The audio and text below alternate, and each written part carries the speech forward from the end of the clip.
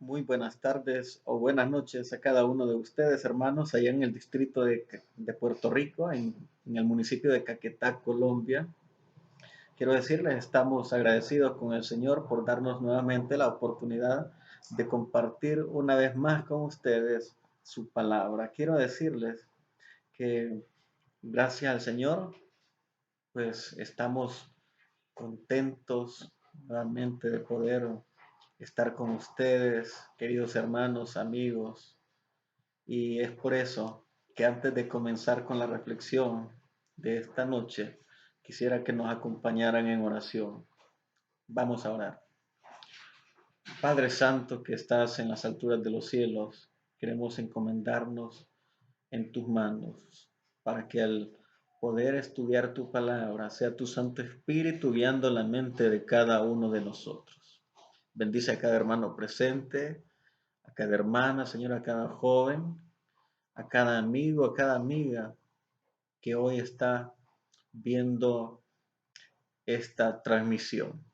Señor, que tú seas con nosotros, que nos ayudes a comprender tu amor, que podamos contemplar tu misericordia y compasión para con nosotros, porque somos pecadores, Señor, somos merecedores de la muerte, porque ese es el pago del pecado, pero necesitamos por eso que tú nos acompañes en esta noche, que tú nos acompañes en este momento y nos ayudes para que podamos así poder conocerte más, poder comprender tu infinita misericordia. Bendícenos, bendice a cada hermano presente y perdona, Señor, nuestras faltas. Prepara nuestros corazones para que podamos salir edificados, Señor, a través de tu palabra, que podamos ser llenados de esperanza en nuestros corazones. Te damos gracias y lo pedimos todo en el nombre de Jesús. Amén. Bien, hermanos, quiero decirles que el tema de esta noche tiene por título Elegidos para ser perdonados y encontramos en el libro de San Juan, en el capítulo 8, el verso 1 al 11, encontramos lo que es nuestra lectura bíblica.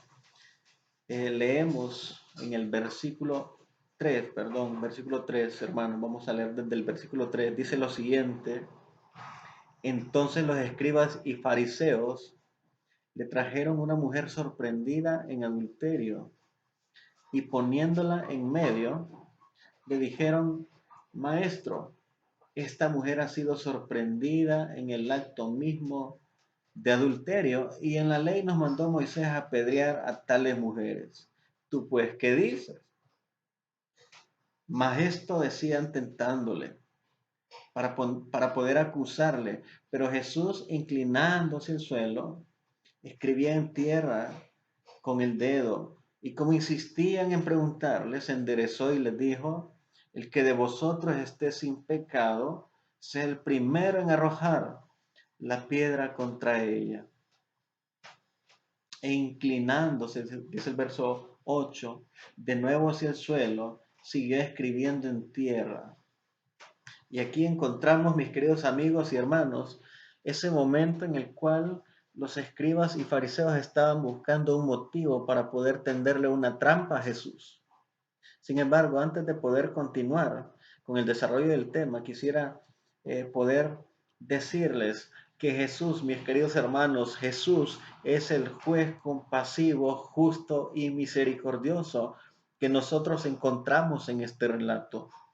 Los escribas y los fariseos son aquellos que representan al enemigo acusador que busca la ruina y la miseria del ser humano. Y la mujer adúltera, podríamos decir, eh, que es el ser humano pecador. Esta mujer nos representa a nosotros. Esto no es una parábola, pero sí podemos considerar que esta mujer nos representa a los seres humanos, porque todos, al igual que ella, somos pecadores, somos dignos de muerte, porque ese es el pago del pecado, dice el apóstol Pablo. Por eso somos el ser humano pecador, pero también somos el ser humano que necesita del perdón de Dios. Ahora bien, ¿cuál era la condición en la que se encontraba esta mujer?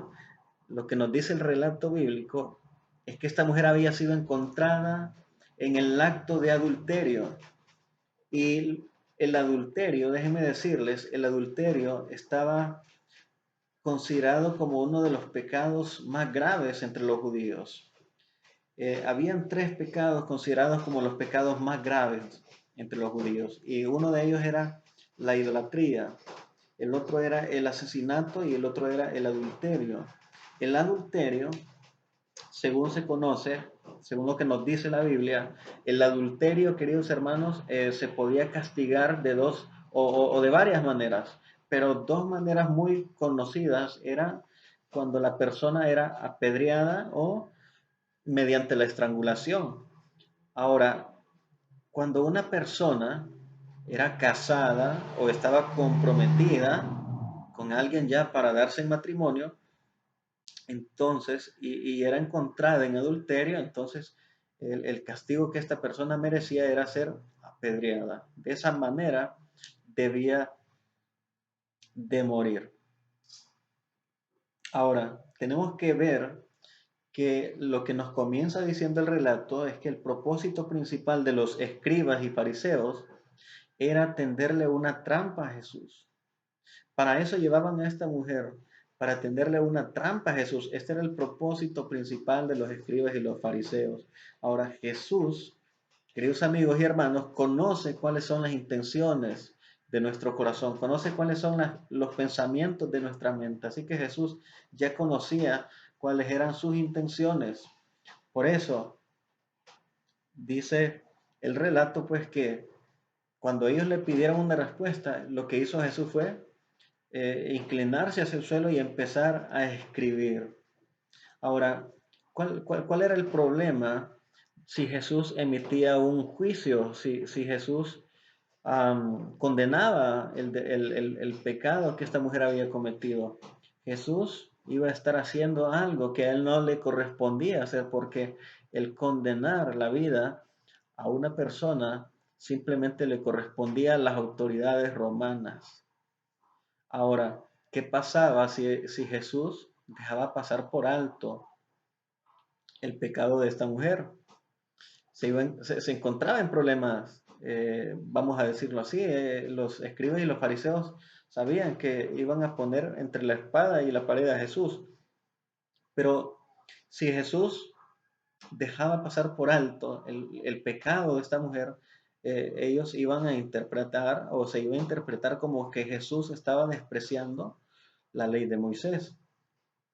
Por eso Jesús no les da una respuesta, sino que, como dice el texto, el verso 6, Jesús se inclinó y comenzó a escribir en la tierra con el dedo. ¿Y qué pasó? Los escribas y los fariseos, dice, seguían preguntándole. Entonces él se enderezó y les dijo: aquel de ustedes que no tenga pecado, que le tire la primera piedra.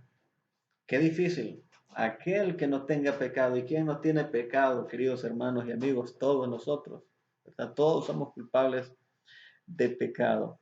Ahora, el comentario bíblico de Matthew Henry nos da una posibilidad sobre lo que Jesús dice. Si alguno está libre de pecado, dice el comentario bíblico, que la palabra para sin pecado, anamartetos, quiere decir no sin pecado, sino sin deseo pecaminoso. O sea, posiblemente Jesús estaba diciéndoles a estos escribas y fariseos: los que de ustedes estén sin deseo pecaminoso. Ahora, déjenme decirles que el ser humano podemos pecar mediante nuestras acciones y también mediante nuestros pensamientos. Y Jesús lo dijo en un momento. Jesús dijo que aquel que en su mente codiciaba a una mujer ya era culpable de adulterio. Entonces, los escribas y los fariseos, posiblemente ellos no habían cometido el acto, pero sí en sus mentes pudieron haber cometido adulterio. Por eso, cuando Jesús les dice esto, si alguno de ellos estaba sin pecado, o sin pecados, o sin deseos pecaminosos, entonces ellos se fueron yendo poco a poco desde los más viejos hasta los más jóvenes, dice el relato. Ahora, ¿qué nos dice el espíritu de profecía? En el libro del ministerio de curación, en el capítulo La curación del alma, nos dice lo siguiente. Jesús miró la escena, la temblorosa víctima avergonzada, o sea, la mujer adúltera, la mujer que había sido encontrada en adulterio. Dice, los dignatarios de rostro duro, sin rastros de compasión humana. Su espíritu de pureza inmaculada sentía repugnancia por este espectáculo. Sin dar señal de haber oído la pregunta, se agachó y fijó los ojos hacia el suelo, se puso a escribir. Esto es lo que contempló Jesús. Primero contempló a la mujer que era víctima de los escribas y de los fariseos, que estaba siendo acusada. Jesús la miró avergonzada, pero en los escribas y los fariseos los miró como personas sin rastros de compasión humana. Eso es lo que Jesús miraba en ellos, pero también debemos de decir sobre el espíritu de pureza inmaculada que la sierva del Señor menciona sobre Jesús. Sentía repugnancia por este espectáculo que los escribas y fariseos estaban montando en ese momento con la mujer que había sido encontrada en adulterio. Dice la cita, sigue diciendo, impacientes ante la demora y la aparente indiferencia de Jesús, los delatores se acercaron para imponer el asunto a su atención, pero cuando sus ojos, siguiendo los de Jesús, cayeron sobre el pavimento a sus pies, callaron, y allí, trazados delante de ellos, estaban los secretos culpables de su propia vida. O sea, Jesús, según lo que nos comparte el Espíritu de Profecía, posiblemente estaba escribiendo aquellos pecados secretos de los escribas y de los fariseos. Y por eso ellos, sin decir una palabra, fueron yéndose uno por uno, desde los más viejos hasta los más jóvenes. Jesús conoce, queridos hermanos, nuestros corazones. Jesús conocía el corazón tanto de la mujer adúltera como también el corazón de los escribas y de los fariseos. Por eso encontramos en Jesús, queridos hermanos, lo siguiente. En el relato de la historia de esta mujer encontramos que cuando había un grupo de enemigos que le condenaba a Jesús, estaba ahí Jesús, que la miraba con misericordia. Eso es lo que nosotros podemos también ver en nuestra vida, cuando encontramos que Satanás, el enemigo, está presto para acusarnos, presto para destruirnos. Ahí está Jesús para contemplarnos con ojos de misericordia, está ahí para ayudarnos porque Él siente compasión de nuestras debilidades y también de nuestras faltas. Bien dijo Jesús en cierta ocasión en el libro de San Juan, en el capítulo 10 y el verso 10, Él dice lo siguiente, el ladrón no viene para hurtar, matar y destruir. Yo he venido para que ustedes tengan vida y para que la tengan en abundancia. Sí, el ladrón no viene, dice Jesús, sino para hurtar, matar y destruir. Para eso está Satanás, para hurtar, para matar, para destruir. Ese es el deseo de Satanás, destruir nuestras vidas, vernos arruinados en la miseria. Pero Jesús dice, yo he venido para que tengan vida y para que la tengan en abundancia. Y qué maravilloso es saber, queridos hermanos, de que podemos confiar en Jesús. Qué maravilloso es saber de que tenemos a Jesús a nuestro lado, que Él puede ayudarnos, que Él puede perdonar nuestros pecados, que Él puede sacarnos de la situación en la cual nosotros nos podemos encontrar, como le pasaba a esta mujer adúltera. Encontramos otra promesa maravillosa siempre en el libro de San Juan, en el capítulo 3 y el verso 17, dice la palabra de Dios: Dios no envió a su Hijo para condenar al mundo, sino para que el mundo sea salvo por él. O sea, el propósito de Dios al enviar a su Hijo no era para que viniera a condenarnos, no era para que viniera a conocer nuestras vidas pecaminosas y dictaminar cuál iba a ser el castigo para cada uno. No, Dios envió a su Hijo, dice, para que el mundo sea salvo por él. Entonces Jesús ha venido para conocernos a nosotros. Él conoce nuestras debilidades, Él conoce nuestras faltas y como Él nos conoce, Él sabe cómo ayudarnos, Él sabe cómo fortalecernos, Él sabe cómo ayudarnos a salir adelante, a salir de aquel pozo del pecado, a salir de la contaminación de este mundo. Él sabe cómo hacerlo. Y Él se compadece de nosotros cuando nos ve que sufrimos, cuando nos ve que luchamos con el pecado, cuando ve que luchamos con el mal cada día. Jesús, mis queridos hermanos y amigos, se compadece de nuestra situación y Él quiere que sepamos que Él está ahí, no para juzgarnos, sino para ayudarnos. Él está para levantarnos de nuestra condición, sin importar cuál, cuál sea nuestra situación. En Mateo, en el capítulo 20 y el verso 28, encontramos otra promesa maravillosa de Dios para nosotros. Y dice así la palabra de Dios: como el Hijo del Hombre no vino para ser servido, sino para servir y dar su vida en rescate por muchos. El ser humano estaba perdido, estábamos perdidos antes de que el Señor Jesús viniera, antes de que el Señor Jesús diera su vida en la cruz por nosotros. Estábamos perdidos. Pero Jesús, dice la palabra de Dios, y esto debe de alentarnos a nosotros a seguir adelante en nuestra vida cristiana, a entregarle nuestra vida a Jesús, debe de alentarnos, porque Jesús vino a dar su vida para que nosotros fuésemos libres de la condenación de este mundo, para que nosotros fuésemos rescatados de la perdición de este mundo.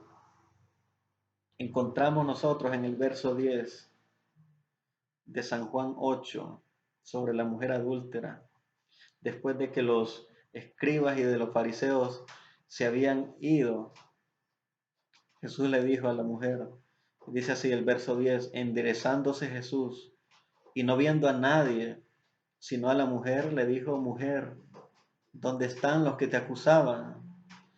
¿Ninguno te condenó? Y dice el verso 11, ella dijo: ninguno, Señor. Entonces Jesús le dijo: ni yo te condeno, vete y no peques más. Qué maravilloso es Dios, qué maravilloso es el Señor Jesús. Cuando los escribas y los fariseos habían llevado a esta mujer para acusarla, para condenarla, Jesús estaba ahí para ayudarla. Jesús estaba ahí para perdonarla, para darle una nueva oportunidad. Y querido amigo y hermano, Jesús está hoy aquí para ayudarnos. Jesús está para darnos una nueva oportunidad. Y eso es lo que Jesús hace cada día con nosotros. Nos da una nueva oportunidad. Y es por eso que hoy tú debes de reflexionar en tu vida y debes de pensar bien qué es lo que haces hoy, qué es lo que estás haciendo, porque Jesús te da una nueva oportunidad. El apóstol Pedro dice en su segunda carta, en el capítulo 3 y el verso 9, que no es que Jesús demora su promesa y la tiene por tardanza, como algunos piensan, sino dice que Él es paciente con nosotros, porque Él no quiere que ninguno se pierda, sino que todos procedan al arrepentimiento. O sea, hermanos, el deseo de Dios es que cada ser humano pudiera ser salvo. El deseo de Dios es que todos los seres humanos en este mundo pudiésemos ser rescatados de la condenación del pecado. Y es por eso que Él no viene todavía, porque Él nos está dando tiempo para que nosotros podamos acercarnos a Él, para que nosotros podamos expresarle cuál es nuestra condición, podamos pedirle su ayuda. Porque el apóstol Pablo dice, querido amigo, querida hermana, que la paga del pecado es la muerte, pero la dádiva de Dios en Cristo Jesús es vida eterna. O sea, esto lo encontramos en Romanos 6:23. Lo que nosotros merecemos, mis queridos amigos y hermanos, no es la vida eterna, es la muerte. Pero ese es el pecado o la paga del pecado, pero la dádiva, dice el apóstol Pablo, de Dios en Cristo Jesús es la vida eterna. Y eso es lo que Dios quiere darte a ti y a mí. Dios quiere que nosotros seamos partícipes de la vida eterna. Y sin importar en la condición que hoy te puedas encontrar, también esta promesa es para ti. Por eso, quisiera que vayamos al libro de Isaías en el capítulo 55 y el versículo 6 y 7. Isaías 55, versículos 6 y 7 nos tiene una promesa grande para nosotros y voy a compartirla con ustedes. Dice así, dice de la siguiente manera, Isaías 55, 6 y 7, busquen al Señor mientras pueda ser hallado, llámenlo mientras se encuentra cerca, que dejen los impíos su camino y los malvados sus malos pensamientos, que se vuelvan al Señor nuestro Dios y Él tendrá misericordia de ellos, pues Él sabe perdonar con generosidad. Miren qué interesante. Dice Isaías, busquen al Señor cuando, mientras pueda ser hallado. Llámenlo mientras se encuentra cerca. O sea, ¿qué quiere decir esto? Que Dios nos perdona, sí, Dios está dispuesto, querido hermano, querido amigo, Él está dispuesto a perdonarnos, Él está dispuesto a ayudarnos, Él está dispuesto a darnos una nueva oportunidad, como lo hizo con esta mujer. Pero hay un tiempo para eso. Hay un tiempo en el cual la paciencia del Señor se va a acabar. Hay un momento en el cual toda esta oportunidad que Dios nos da de que nos arrepintamos de nuestros pecados, de que nos volvamos a Él, ese tiempo se va a acabar. Y es por eso que nosotros debemos de buscar al Señor ahora.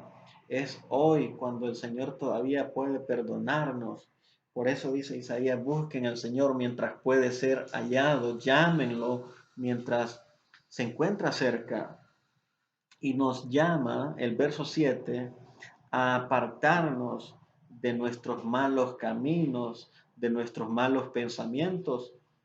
Y al final nos termina diciendo que podemos acudir a Dios sin ningún temor, porque Dios es grande en misericordia, porque Dios dice sabe perdonar con generosidad. Dios sabe perdonar, querido hermano, querida hermana y amigo, con generosidad. Él es amplio en perdonar, dijo Moisés también en el libro del Éxodo. Por eso, la invitación para ti, hermano, hermana, joven, niño, amigo, amiga, tú que estás viendo esta transmisión, el llamado del Señor es para que nosotros aprovechemos el tiempo que Él nos da hoy. Porque sí, Él nos ha elegido para ser perdonados. Él nos ha elegido para que nosotros seamos salvos de la condenación de este mundo. Pero Él dice que esa decisión debemos de tomarla hoy, porque todavía podemos encontrarle a Él, todavía Él nos ofrece su perdón y entonces es hoy, querido amigo, querida hermana, que nosotros debemos de aprovechar la oportunidad que Dios nos da.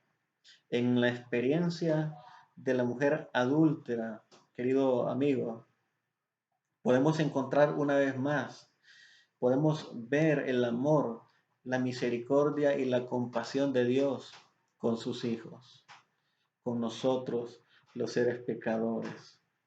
No nos condenó, no vino a condenarnos, sino que vino a darnos vida en abundancia, vino para salvarnos, vino para rescatarnos de la condenación de este mundo.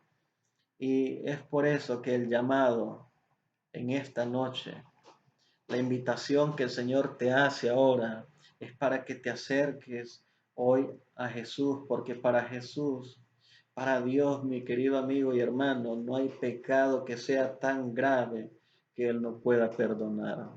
La idolatría, el asesinato, el adulterio, eran los tres pecados considerados más graves por los judíos. Y hoy en día también el asesinato, el adulterio, la fornicación, todas esas cosas son consideradas también como faltas graves, hablando espiritualmente. Pero Dios es un Dios amplio en perdonar. Él es un Dios que está dispuesto a perdonarnos porque Él es amplio en perdonar nuestros pecados. Él es generoso, dice el libro de Isaías. Por eso, quiero decirte, querido hermano y amigo, que hoy puedes acercarte al Señor con toda confianza. Y si ese es tu deseo hoy, que Dios perdone tus faltas y tus pecados, que Dios te dé una nueva oportunidad como lo ha hecho tanto con la mujer adúltera como también conmigo y con cada uno de los que nos acompañan en esta noche, pues te invito para que podamos orar al Señor y podamos contarle nuestras necesidades, pedirle el perdón de nuestros pecados. Oremos. Padre maravilloso, que habitas en las alturas de los cielos, te damos gracias porque tu palabra, Señor, es fiel y sabemos que se cumple. Sabemos que tus promesas, Señor, son ciertas y que son para cada uno de nosotros. Gracias porque a través de tu palabra encontramos, Señor, esperanza para nuestras vidas. Porque cuando nos hemos visto sin oportunidad alguna, cuando nos hemos visto perdidos, porque somos pecadores, sabemos que hemos fallado, tú nos haces ver nuevamente que todavía hay tiempo, que todavía hay oportunidad para que podamos acercarnos a ti. Por eso oramos por cada hermano, oramos por cada persona que en esta ocasión nos ha acompañado, que en esta ocasión nos está escuchando. Tú que conoces nuestros corazones, conoces nuestros pensamientos, conoces cuán débiles somos, Señor, y cuánto fallamos. Nos colocamos en tus manos para que tu misericordia, Señor, tu perdón sea derramado en nuestra vida. Límpianos de toda nuestra maldad y que podamos aceptar tu perdón como lo hizo esta mujer, Señor, que aceptó tu perdón, humilló su corazón a ti, sabiendo que tú sí podías perdonarle, sabiendo que tú sí estabas dispuesto a perdonar sus faltas. Padre amado, nos encomendamos en tus manos, confiando en tus promesas, confiando en tu palabra. Te lo pedimos y te lo agradecemos todo en el nombre que es sobre todo nombre, en el nombre de Cristo Jesús. Amén. Amén. Querido hermano y amigo, nuevamente ha sido un gusto poder compartir contigo la palabra de Dios y te invito para que puedas seguir orando, para que puedas ir acercándote al Señor y también pues para que mañana podamos estar nuevamente reunidos y podamos seguir conociendo los propósitos de Dios, seguir conociendo los motivos por los cuales el Señor nos ha elegido a ti y a mí para ser perdonados. Que Dios te bendiga y nos vemos el día de mañana.